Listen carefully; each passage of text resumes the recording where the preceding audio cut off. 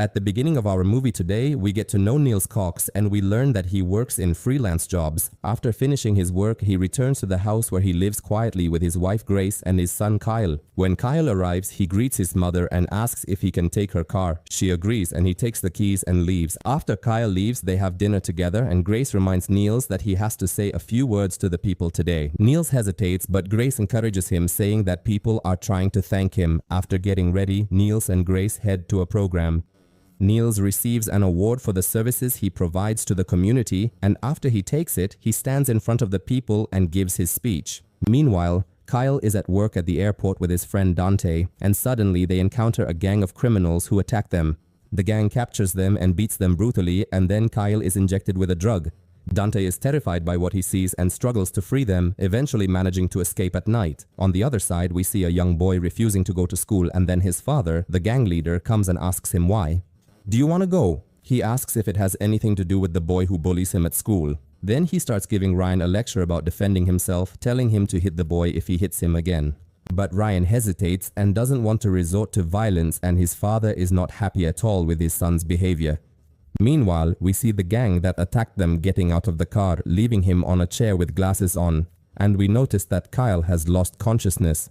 After a while, Niels receives terrible news and learns that his son Kyle has died.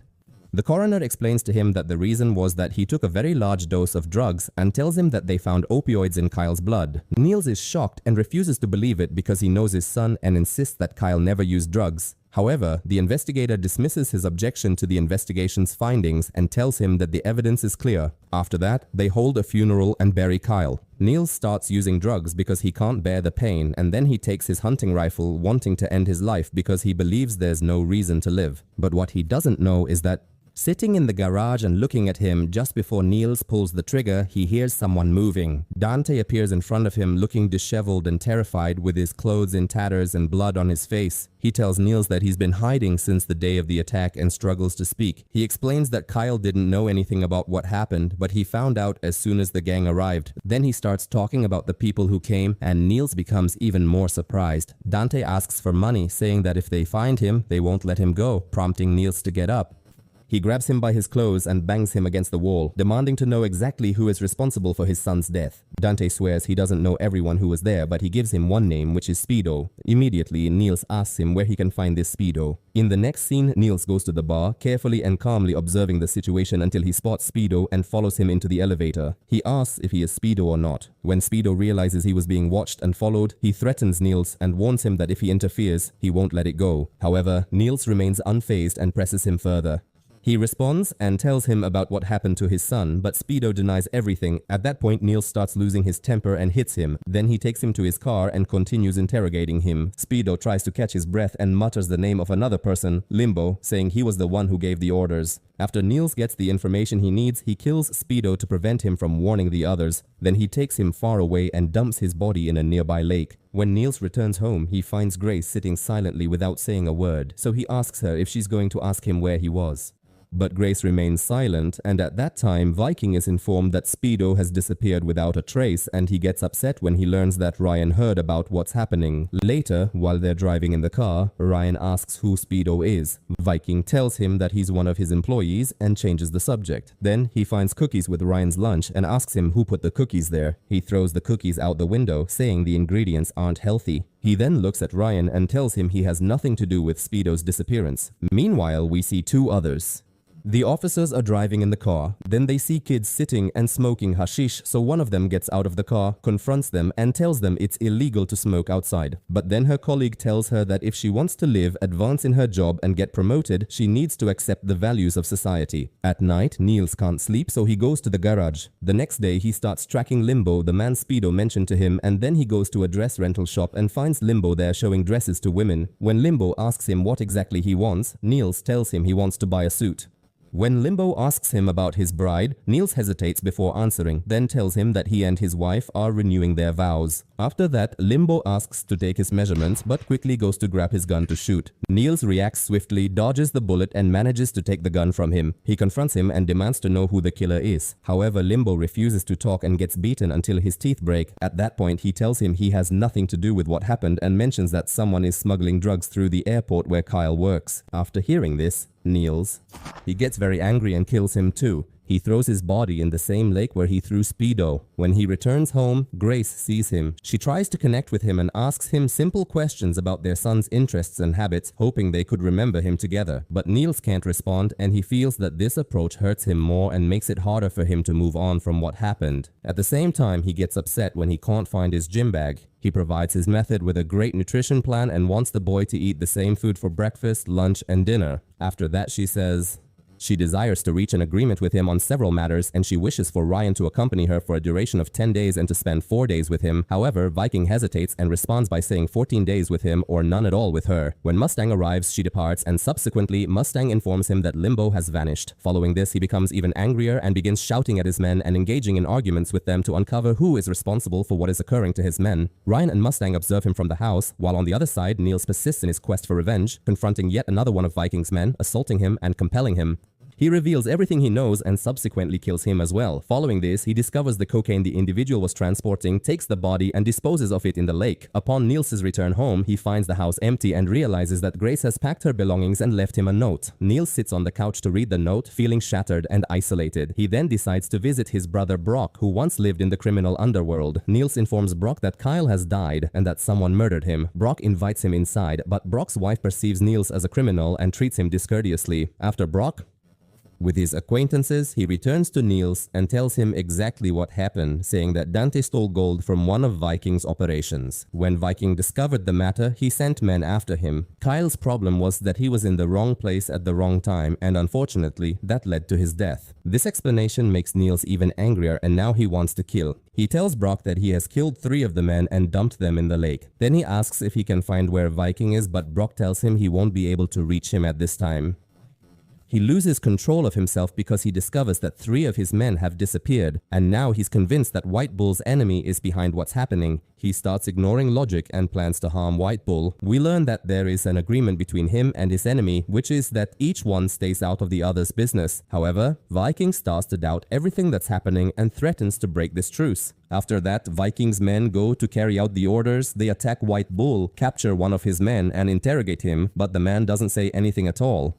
The Vikings are angry. They kill him and leave his body in the street to send the message they want to convey, and White Bull sees this, discovering that the man Viking killed is White Bull's son. At that moment, one of his men goes to him and asks what he plans to do. White Bull simply nods and walks away. Detective Thorpe takes over the investigation, noticing the pattern and fearing a war might start between the 2 gangs. She learns more about the ongoing drug chain and about Viking, and she also discovers that the person who was killed and whose body was dumped is indeed White Bull's son, even though she and her partner what's going to happen, but her partner isn't interested, and at that time, Niels continues to look for a way to respond to Viking, and Brock tells him he can't do it alone. He tells him Viking's real name and advises him to hire a professional sniper, recommending someone named Eskimo, saying that he will do the job for a good price. Then they bury White Bull's son and hold a funeral for him. The next day, Niels goes to meet Eskimo as Brock instructed, picks him up from the train station, takes him to the hotel, and gives him half the payment up front. But Skim doubts the matter and threatens Niels. At that moment, they mistake him for a cop. However, Niels convinces him that he is not a cop or anything. Skim actually takes the money. Instead of keeping the contract a secret between them, Skim goes to Viking and tells him that he received a request to kill him and offers to reveal the identity of the client who wants him dead in exchange for more money. Viking assumes it was him who did it, but Skim assures him it's not White Bull. Viking pays up and learns the name Coxman, and when Viking hears that name, he is surprised. Because he believes it's Brock Oxman rather than Niels who is responsible for the events affecting his men, we discover that several years ago, Viking collaborated with Brock, leading him to suspect that Brock has betrayed him. However, before Skimo departs, Viking inquires about where he acquired his principles, as he was supposed to finalize a deal with someone, but instead he negotiated another arrangement. He informs him that influential individuals are significant to him, and then he exits. Subsequently, he instructs him not to tread on the carpet since it has just been cleaned, and then they proceed to eliminate him. To dispose of the body, they utilize a bear. The car is with another person and they go to dispose of it far away. We discover that these men want to quit working with Viking because they're fed up with him. Meanwhile, Niels continues to search for evidence, unaware of what's happening. At this moment, the men start chasing Brock, go to his house and take him. Brock realizes there's a misunderstanding because Viking accuses him of killing his men and plans to kill him. When Brock understands that he doesn't have much time left since he has cancer and it's only a matter of time before he dies, he decides to protect his brother and tells Viking. He did that to get revenge on Viking's father because he had previously taken his fiancée and he is settling an old score with him. Viking laughs at this story, but he shows no mercy, so he kills Brock and tells his men to dispose of the body. Then they hold a funeral for Brock. On the other hand, White Bull is still grieving the death of his son. During the funeral, he reminds people of the old pact that was made between him and Viking's father, which was an agreement to maintain peace between them and not interfere in each other's business. But now, since Viking killed his son, the pact between them is broken. White Bull solemnly vows to seek vengeance, and his deep sorrow transforms into intense anger. He swears that he will take the life of Viking's son in the same manner that his own beloved son was killed. Meanwhile, El initiates his pursuit of Viking, first observing his young son and subsequently Viking himself. At this juncture, Detective Thor persistently continues her investigation into Viking. When she informs her partner that 3 of their men have been killed, he struggles to recall who Viking initially was. During this period, he inquires of his men about how he might halt the ongoing war between him and Viking. He suggests that they apologize, and when Viking hears this, he tells him, "I'm telling you we don't need any more stupidity," so he gets angry and shoots him in front of Mustang. He then tells his men to cut off his head and send it to White Bull, telling him that he was a spy and the one who killed his son and caused these problems. Meanwhile, White Bull's men are watching Ryan, and over time they memorize his schedule, like how Ryan spends 1 week with his father and 1 week with his mother. All the while, Thorpe is still gathering information from her ex-boyfriend who works in Denver. Then she goes to meet Niels and tells him she wants to. She talks to him about his son and tells him she doesn't believe the story about his son being an addict and tries to get more information from him, but he refuses to tell her anything. In the next scene, we see one of the men delivering the head and telling the story that Viking had taught him, which White Bull hoped would end the conflict. However, White Bull doesn't fall for these tricks and realizes it's a fabricated story, so he kills the man in his anger and declares that he will kill Viking's son in front of his own son who was killed. He sends his men to find Viking's son and kill him, and at that time, he goes to Ryan's school and approaches the boy calmly, pretending to be sent by his father's men. Initially, Ryan is suspicious of him, but Niels speaks to him calmly and gradually gains his trust. After that, the boy gets into Niels' car, unaware of the danger surrounding him. As they drive, White Bull's men spot them and start chasing them, but Niels knows the area well and manages to lose them, escaping with the boy before they can catch them. After a while, Ryan realizes that Niels doesn't work for his father and also asks him about the men who were following them, but they all get away from them. At that time, Ryan's mom goes. She is distressed because he took Ryan despite this being the week Ryan is meant to stay with her. When he attempts to strike her, she strikes him first, and at that instant, he informs her that Ryan is not with him. Meanwhile, the White Pile men persist in their quest for vengeance and track down another individual from the crew, executing him to deliver a clear message. When we return to Viking's residence, we observe him attempting to comfort her, assuring her he will ensure Ryan's safe return home. She cautions him that if Ryan does not come back within 24 hours, she will report him to the authorities. Then we see White. He is traveling and heading to a resort, knowing that Viking will be there. He plans to keep an eye on him and kill him at the right moment. After that, he goes to a secluded house in the mountains, treats the boy calmly, offers him food, reassures him, and tells him he is safe. When Ryan asks who lives there, Niels calmly replies, "No one." Then he prepares lunch for him, gives Ryan the old room and tells him that this room used to belong to his son before he died. He tells him he can sleep there from now on, and as they are going to bed, Ryan asks him to tell him a bedtime story. Indeed, Niels agrees and tells him the story, and before the boy falls asleep, Niels promises him that they will play in the snow in the morning. At that moment, Ryan feels he is receiving the attention he doesn't get from his father and begins to like Niels. When we return, we see him sitting calmly, planning, thinking about his son, and contemplating the revenge he wants to take. In the midst of still not being able to get over his son's death, he finds that his men also can't reach the others.